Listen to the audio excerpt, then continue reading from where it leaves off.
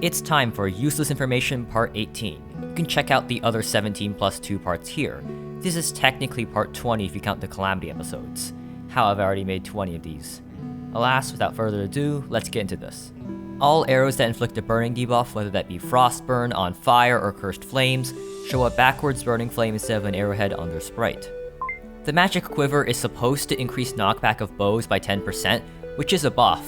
However, prior to 1.4.4.1, it would increase the value but then round down the value, which would actually make some weapons lose knockback. This has since been fixed because that was really stupid. Spikes and wooden spikes were originally very difficult to mine, taking 12 hits from a copper pickaxe and 7 from a nightmare pickaxe to mine it. In modern versions of Terraria, they have since been changed to use the same hit points as a dirt block. Effectively, they've just made spikes 8 times less durable. Cactus pickaxes have an extra range point that a copper pickaxe does not have, but have a mining speed that is very slightly slower, 16 versus 15. They're also worth 4 times as much. The grenade and sticky grenade both do the standard 60 damage, but for some reason the bouncy grenades gotta have an extra 5 damage. Why? Who knows. Similarly, dynamite has a damage of 250. Now, that's a lot of damage. However, the moment you strap that same stick of dynamite to a cute, fluffy, innocent bunny rabbit, it gains 100 damage. In Chinese, shroomite is called 蘑菇矿定, literally meaning mushroom or ingot. Seems legit to me. It seems like in the Japanese translation, or suffixes are not included in the transliteration. For example, shroomite is shioromu ingotto, and chlorophyte is kuroro. However, adamantite for some reason still has its suffix ite. In 1.4.4, they changed pink gel to regular gel in the Molotov cocktail recipe. I remember mentioning pink gel's paradox of flammability in a previous useless information, so they've rectified that now. When you initially create a weapon, it chooses from a list of modifiers completely randomly. However, if it has a bad modifier, the game will grant you a 2 out of 3 chance to void the bad modifier and replace it with no modifier. This mercy mechanic is intended to make your life easier.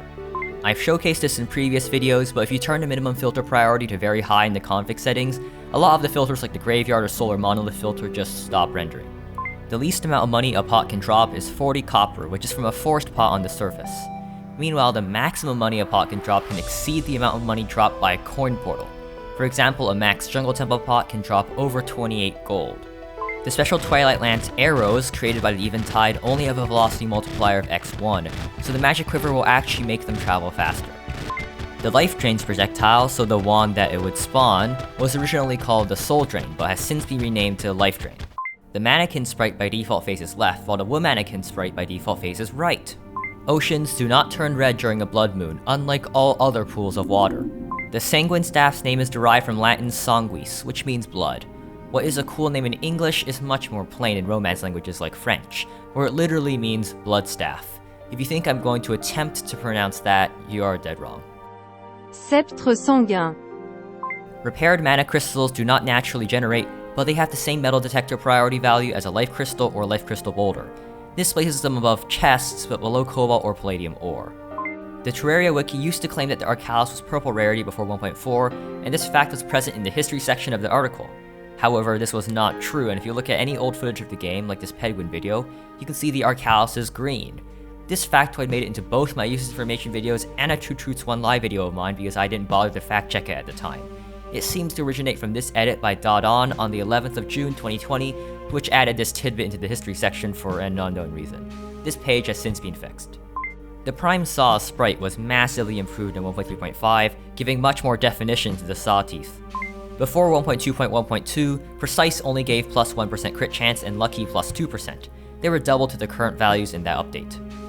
The Corruption, Crimson, and Jungle key molds had a unique shape, but the Hollowed and Frozen key molds had a perfectly rectangular shape. The Death Sickle fires only 1 projectile per swing, but this has a limit. If you set your melee speed high enough, the sickle will only fire every other swing, which is pretty trippy. Snail speed is defined as any use time greater than 56. This means any item or weapon that can only be used less than 1.07 times per second will be defined as snail. If you are running a Terraria low percent run, you can use Block Swap to mine ore, as this allows you to mine ores without getting the Ooze Shiny, Extra Shiny, or Photosynthesis achievements.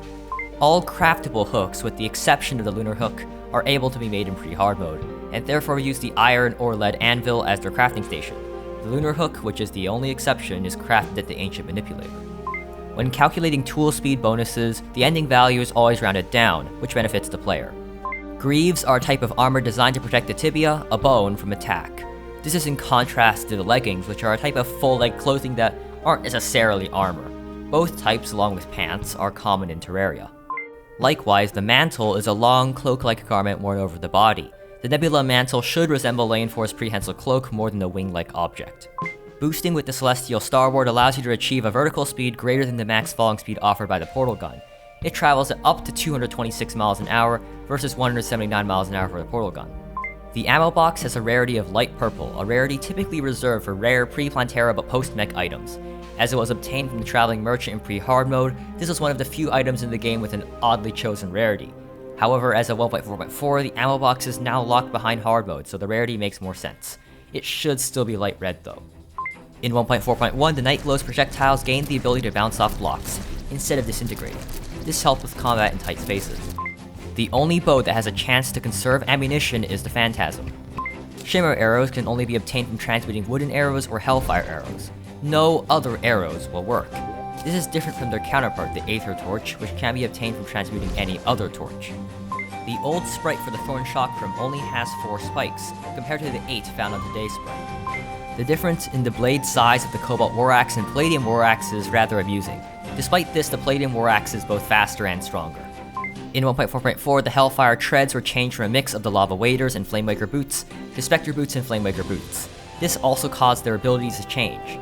1.4.4.9, the current patch, is the highest minor revision number in Terraria, beating 1.3.0.8. It is unlikely that Relogic will pull a 1.7 Mojang and release 1.4.4.10 though.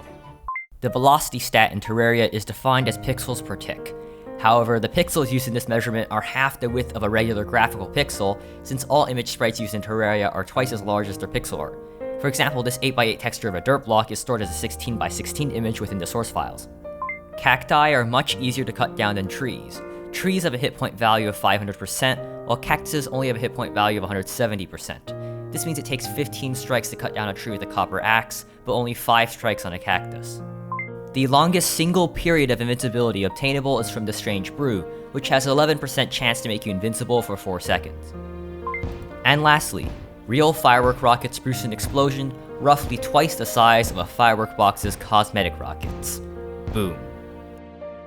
Happy New Year, and if you're a part of the 82% of my audience who aren't subscribed, I ask you to subscribe.